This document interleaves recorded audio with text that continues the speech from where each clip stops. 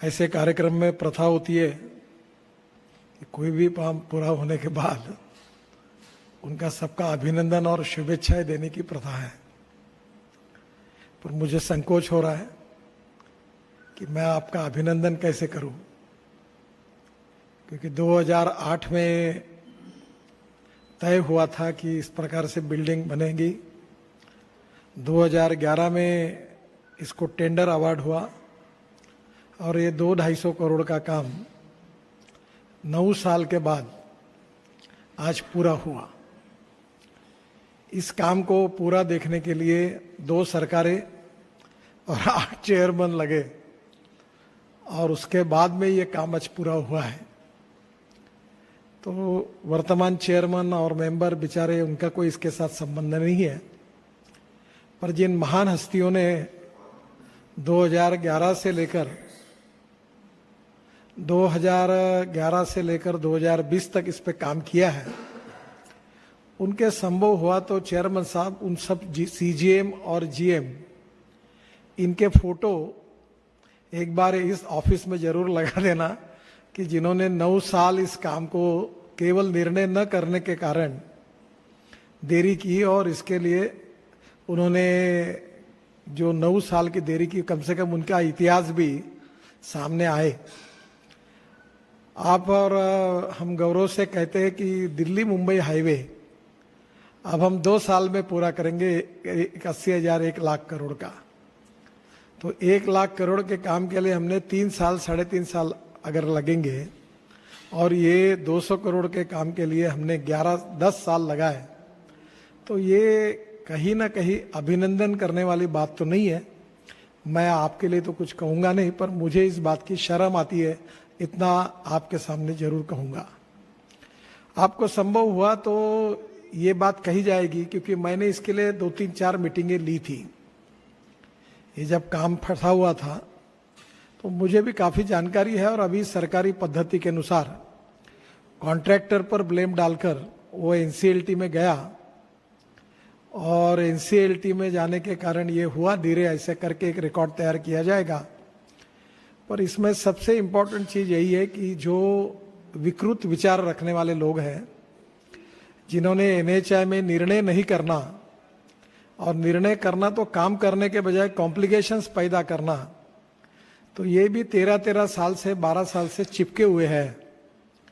और मालूम नहीं, जो भी चेयरमैन और मेंबर आता है उसके गाइड एंड फिलोसोफर वही लोग बनते हैं जो पूरी तरह से निगेटिव है और विकृत है।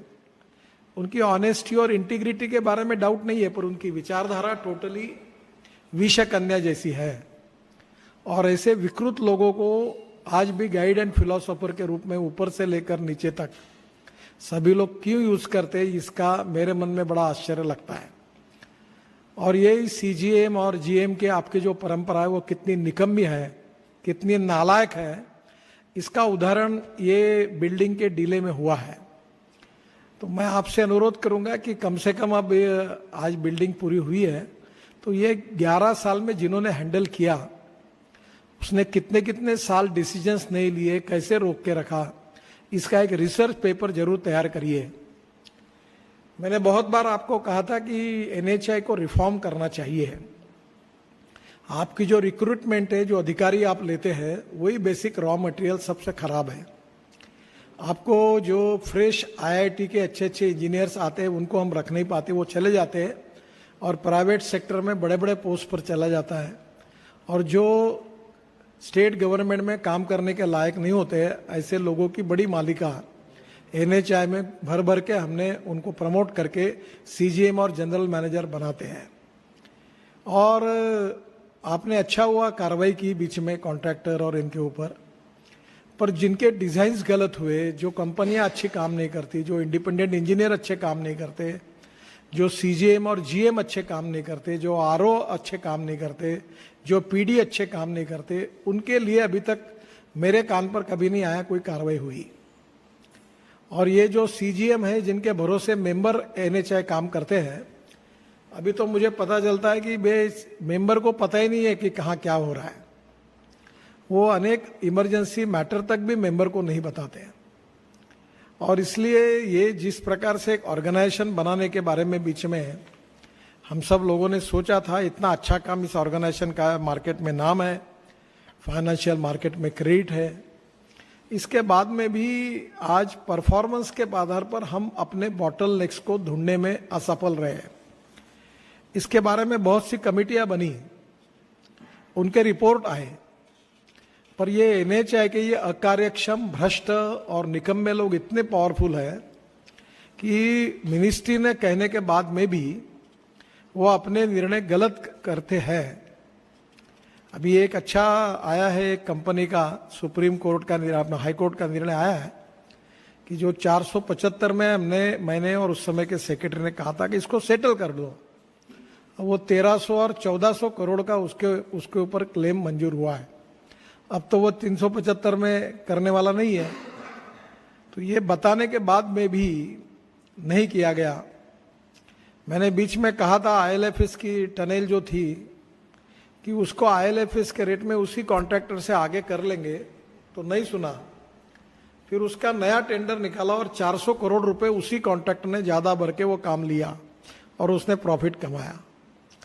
तो एनएचआई में हम लोग करोड़ों रुपए ऐसे, ये अकार्यक्षम, भले उनकी इंटीग्रिटी अच्छी हो पर नकारात्मकता, और सीजीएम और जनरल मैनेजर के जो कमेटियां आपने बनाई है, ये कमेटी का तो कभी एक भी निर्णय नहीं करती है कमेटियां। ये केवल निगेटिविटी लालकर और कानून डाल डाल के एक एक प्रोजेक्ट को बहकाने का काम करती है। ऐसे नॉन इफिशिएंट और non performing asset vermi culture करने की भी लायक नहीं है, उनको बड़े प्रिजर्व कर करके, प्रोटेक्ट कर करके उनको बढ़ाया जाता है। लीना नंदन जी आई थी तब एनएचआई को रिफॉर्म करने के लिए आया था, कमेटी बनी थी, एक मलेशिया की कमेटी बनी थी, मैंने रिपोर्ट बना है, पर कुछ काम नहीं किया गया। और मुझे लगता है इस बात का दुख है कि इतनी बड़ी ऑर्गेनाइजेशन को इस प्रकार से कोई निगेटिविटी रखने वाले लोग हावी होकर, जो मिनिस्ट्री की भी बात न सुनते हुए कर रहे हैं। मेरा तो नाम हो गया है, चाहे एनएचआई के कारण हुआ, मिनिस्ट्री के कारण हुआ, मैं तो वर्ल्ड में बन गया मेरा ब्रांड। अब मुझे रोड कितने किलोमीटर बनना है उससे ज्यादा ये यहाँ काम करने वाले कितने लोगों को टर्मिनेट, सस्पेंशन, उनके सीआर खराब किए मैंने, और कितने लोगों को यहाँ से हकाला, ये अब मेरे जीवन का टारगेट है। और मैं मिनिस्टर की पावर को भी जानता हूं। मेरा दुर्भाग्य ये है कि मेरा स्वभाव बहुत सहृदयी, संवेदनशील और लोगों का बुरा करने का नहीं है, और इसलिए जब भी मौका आता है तो मैं फिर से उसको भूल जाता हूं या मैं टाल देता हूं। पर अब मुझे लगता है कि अब इनकी धुलाई करने में कोई दूसरा पर्याय नहीं है। मैं क्षमा मांगता हूं चेयरमैन साहब की और अभी आज के मेंबर की, क्योंकि वो उस समय थे ही नहीं, तो मेरा उनके ऊपर कोई रोष नहीं है। पर जो 13 साल से 8 से एनएचआई में सीजीएम, जीएम करके जिन्होंने इसको हैंडल किया, कुछ तो बदल गए क्योंकि 8 चेयरमैन हो गए और अभी 2 सरकारें हो गई, अब तीसरी सरकार है हमारी, यानी 5 साल के बाद हम रिपीट हो गए। तो हमको ये बिल्डिंग देखने के लिए 10 साल लगे, तो मैं क्या आपका अभिनंदन करूं। तो अभिनंदन करने के लिए भी मुझे शर्म आती है। तो ये मैं अपनी शर्म पर बात कर रहा हूं, मैं आपको तो कुछ कह नहीं सकता क्योंकि वो ठीक नहीं होगा। और अभी भी एनएचआई की इस सब डिलेज का जब तक अध्ययन नहीं होगा, और अध्ययन होने के बाद जब तक इस बात का पता नहीं चलेगा कि इसमें क्या प्रॉब्लम्स है, क्या बॉटलनेक्स है, क्यों ये नहीं हुआ, इसके ऊपर अगर आप जब तक निर्णय नहीं करोगे और वही लोग बैठ के वही करेंगे, तो मुझे लगता है कि ये देश के लिए अच्छा नहीं है। हम लोग एक बहुत अच्छी ऑर्गेनाइजेशन है और हमारे ऑर्गेनाइजेशन में गधे और घोड़े बराबर हम लोग ट्रीट करते हैं। हमें भी देखना होगा कि हमारे काम के घोड़े कौन से हैं और गधे कौन से हैं। जो काम के नहीं है उनको दूसरे डिपार्टमेंट में जाने दो। सरकार में ऐसे लोगों को आखिरी तक प्रमोशन भी मिलता है और हमारे जैसे उदार लोग उनको 10 में से 9, 10 मार्क सीएआर देते हैं और वो जाएंगे जहां जाना है, जाने दो उनको। पर कम से कम अपने एनएचआई को इससे सुधारो। 3-4 रिपोर्ट पड़े हुए हैं। लीलानंदन जी के समय मैंने कहा था, अभी भी मैं कहता हूं, अभी मुझे ये मेरे भी प्राइवेट सेक्रेटरी आईएएस ऑफिसर है, तो अब मुझे उनको पूछते हुए शर्म आती है कि क्या हुआ। तो मुझे लगता है कि मैं ऐसे नॉन परफॉर्मिंग लोगों के साथ क्यों काफ़ी तीव्र भावना इस समय व्यक्त कर रहा हूँ। कोई बिल्डिंग तो अच्छी दिख रही है, आर्किटेक्ट कंसल्टेंट ने अच्छा किया, वो भी शायद बीच में बदले थे, मालूम नहीं क्या हुआ, और इसलिए मैं कभी बिल्डिंग देखने के लिए आऊँगा। बेचारों ने काम तो किया होगा, पर मेरा पूरा मत बना है कि 80% डुबाने का काम तो तुम्हारे सीजीएम और जीएम ने किया है। और मुझे ये भी पता है कि जब रिपोर्ट मांगेंगे तो कंसल्टेंट के नाम पर और कॉन्ट्रैक्टर के नाम पर, और वो एनसीएलटी गया करके, तो वो एनसीएलटी तुम्हारे कारण ही गया। तो ये इस प्रकार के जो लोग नॉन परफॉर्मिंग, डिसीजन न करने वाले, टोटल निगेटिव, और ये कमेटियां बना बनाकर कोई निर्णय नहीं करना और डिले करना, इस प्रकार से जो बैठी हुई सिस्टम है इसको आप डिमोलिश करो। और एनएचआई के प्रति सरकार ने, अपने मिनिस्ट्री ने काफी रिफॉर्म स्वीकार किए है। लीलानंदन जी को बताया था, वो रिपोर्ट दे के भी मुझे गई है, और उसके बाद भी वो रिपोर्ट को इम्प्लीमेंटेशन करने के बारे में कोई इनिशिएटिव नहीं लिया गया। और अभी एक की बातें जो आती है अभी धीरे धीरे ध्यान में, तो एक एक बातों में बहुत सी गड़बड़ियां भी होती है। मैं ग्रास रूट पर काम करने वाला हूं, इसलिए मुझे क्या नीचे में होता है ग्रास रूट पर इसकी काफ़ी जानकारियां रहती है। और इसलिए transparent, time bound, result oriented, qualitative और करप्शन फ्री स्मार्ट ऑर्गेनाइजेशन, जिसकी टोटल सिस्टम कंप्यूटराइज हो, ई गवर्नेंस हो। अभी भी कोई भी काम के लिए किसी भी मेंबर को फोन करो तो मैं वो बोलता है मैं देख के बताता हूं। अब मैं मिनिस्टर होने के बाद अगर कोई एमपी मुझे मिलता है तो रोड की बात करता है, तो मैं विदाउट रेफरेंस उसको बोलता हूँ यहाँ ये प्रॉब्लम था। तो कम से कम मुझे इतनी जानकारी हुई है तो मेंबर को क्यों नहीं होती है, मुझे आश्चर्य लगता है। इसका कारण उसका रिव्यू नहीं होता होगा। तो मुझे अभी ये भी संकोच होता है कि आदरणीय राज्य मंत्री वीके सिंह जी ने मेरा यशस्वी मंत्री करके उल्लेख किया। अब ये अगर बात बाहर जाती है, और मैं तो चाहता हूं जानी चाहिए, मुझे भी एक्सपोज होना चाहिए, करना चाहिए मीडिया ने, और आपको भी पूरी तरह से उतारना चाहिए, और ताकि ये पूरा चौराही पर आ जाए, चौक पर, ताकि जो सच का सच और झूठ का झूठ, दूध का दूध और पानी का पानी हो जाए, और जिसको खाना है वो गालियां खाए लोगों की, जनता की, क्योंकि ये जनता की प्रॉपर्टी है। अब संवेदनशीलता कुछ होगी तो मेरी बातों का कुछ तो भी समझ में आता होगा। तो जो लोग सुधरेंगे, तो नहीं सुधरते उनको आप रास्ता क्यों नहीं बताते, यही तो मेरा प्रॉब्लम है।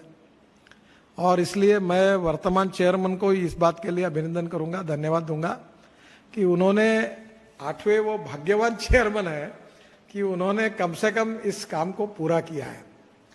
वो जो 7 चेयरमैन गए, उनका दोष के कारण उनको मैं कोई टिप्पणी उनके ऊपर करूंगा नहीं, ना उनका कोई दोष है, और आलोक कुमार जी पर नहीं करूंगा। पर एक बार उनसे मैं अनुरोध करूंगा कि इसकी हिस्ट्री 11 साल की वो बराबर लिखकर एक किताब तैयार करिए, और जिन्होंने डिले किया उनके फोटो भी लगा दीजिए वहां।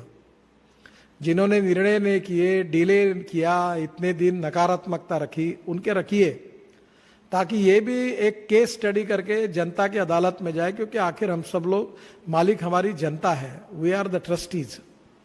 और इसलिए इस प्रकार के काम करके, और कॉस्ट कितनी बड़ी होगी मालूम नहीं, पर 50-60 करोड़ का तो चूना पक्का लगाया होगा। क्योंकि जब एस्केलेशन होगा, डिले होगा, तो उसके क्लेम्स आएंगे कॉन्ट्रैक्टर के, और फिर वो क्लेम्स आकर फिर वो सुप्रीम कोर्ट तक जाएगा, और फिर वो क्लेम्स भी आप देंगे। और बाकी ये जो जनरल मैनेजर और सीएमए, इनके प्रमोशन बराबर होते रहेंगे, इनके सीआर अच्छे रहेंगे, और ये प्रमोट होंगे, और यही फिर हमारे छाती पर सीजीएम प्रमोट होके मेंबर करके भी अप्लाई करेंगे, और हमारे छाती पर फिर आएंगे, और ऐसे नॉन परफॉर्मिंग एसेट को हमको मेंबर बनाएंगे, और फिर और सत्यानाश करेंगे हमारा। तो ये विष कन्या जैसे लोग घुसे हुए हैं, इनको कुछ ना कुछ करके, कुछ तो भी परफॉर्मेंस ओरिएंटेड एनएचआई को बनाने में आप जरूर निर्णय करिए। आपके लिए मिनिस्ट्री की तरफ से पूरा सपोर्ट है। सेक्रेटरी और चेयरमैन दोनों अच्छे हैं। मुझे लगता है कि इस समय वो जरूर करे, देरी से क्यों ना हो, पर ये प्रथा है लोकतंत्र में, सिस्टम में, कि जो भी होता है उसका अभिनंदन और शुभेच्छाएं करनी पड़ती है। पर मेरे मुंह से शब्द ही नहीं निकल रहे, क्योंकि मैं नाटकी नहीं हूं। तो एनएचआई का मैं बहुत अच्छा अभिनंदन करता हूं, कॉन्ट्रैक्टर और कंसल्टेंट का। ये मेरे बहुत कोशिश करो पर मेरे मुंह से नहीं निकल रहा है। तो मैं अब अभिनंदन तो नहीं करूंगा, पर मैं आपको धन्यवाद दूंगा। कि देरी से क्यों ना हो आपने ये काम पूरा किया है, और अभी जो NHI के रिफॉर्म के लिए जो बातें हैं उसको आप गति दीजिए और उसके बारे में जरूर इस सिस्टम को चेंज करिए। और मैं और सोच रहा हूँ कि मेरे हाथ में मैं CGM GM की बदली ट्रांसफर अब अपने हाथ में लूँ, उनके CR सब मेरे पास में बुलाऊँ और हाईएस्ट अथॉरिटी करके इनका जब तक मैं अभी आपको नहीं करना है तो मैं इनका बैंड बजाता हूँ। और आपको जो जो ऐसे निकम्मे नालायक और निगेटिव लोग हैं, we are coming here for to get it done. हम काम करने के लिए आए हैं। हम लोग दुनिया भर की बातों को जोड़ जोड़ के केसेस बनाने के लिए और डिले करने के लिए नहीं आए। और मंत्री ने बार बार समझाने के बाद भी अगर अकल नहीं आती तो इनको निकाल के बाहर फेंकना चाहिए। और ये मेरी तीव्र भावना आज मैं व्यक्त कर रहा हूँ। तो मैं इतना कठोर बोल रहा हूँ तो मुझे भी अच्छा नहीं लग रहा है, क्योंकि मुझे भी दुख हो रहा है इस बात का। पर ये जो 11 से लेकर अभी तक जो लोगों ने ये जो परफॉर्म किया है, वो कौन से लोग NHI में है और गए हैं वो ढूंढो और उनके जरूर फोटो लगाओ। जैसे अच्छे लोगों की केस स्टडी होती है तो जो कार्यक्रम करते हैं अशोका होटल में, अच्छा कॉन्ट्रैक्टर, अच्छा मेंटेनेंस, तो ये भी 11 साल तक जो उन्होंने रुकवाया, ये CGM को बुलाओ और इनको गांधीवादी गांधीगिरी करने के लिए इनको भी एक पुष्पगुच्छ दो कि इन्होंने 11 साल रोका, 3-3 साल कमेटियां बनी, निर्णय नहीं किए और ऐसे निकम्मे हैं, इनका भी हम सत्कार कर रहे हैं कि फोटो छपवाओ और NHI में भी लगा दो। वो ये बिल्कुल लगना चाहिए, क्योंकि ये लोगों को समझना चाहिए कि ये ऐसे कौन लोग हैं निकम्मे जो बैठे हुए हैं। मुझे मालूम नहीं कितने लोग रिटायर्ड हो गए, कितने ट्रांसफर हो गए। रिटायर्ड हो गए वो तो फ्री हो गए, ट्रांसफर हो गए वो चले गए। तो मुझे लगता है कि अब आगे चलकर भी हमारे काम में सुधार करने में एक जिम्मेदारी है आप सबकी। और इस प्रकार का NHI एक transparent, time bound, result oriented होगा। मैं तो बहुत कुछ कोशिश कर रहा था पर अच्छे भाव से तो कुछ होता नहीं, क्योंकि निर्णय नहीं होते। तो अब तो मैं भी समझने लगा हूं कि कुछ तो ठोक पीट करने के बिना नहीं होता। इसलिए मेरी भावना काफ़ी कड़क शब्दों में मैंने व्यक्त की है। मैं नए चेयरमैन को और मेंबर को धन्यवाद देता हूं, क्योंकि अब बिल्डिंग पूरी हुई, कम से कम 10 साल के बाद तो भी हुई है। और मैं पूरी मेरे को शर्म है, इसलिए मैं अपनी शर्म को कायम रखते हुए आपको धन्यवाद देता हूं। और मेरी बात जरूर लोगों तक जाए, NHI के ऑफिसर्स तक जाए, PD और RO तक भेजे, लगे तो इसके वीडियो निकाल कर भेजे। और सोशल मीडिया में गई तो अड़चन नहीं, अखबार में उल्टा छप के आएगा तो फर्क नहीं पड़ता, पर जरूर इस बात को समझने की कोशिश करिए। यही आपको कहते हुए फिर से एक बार धन्यवाद, नमस्कार।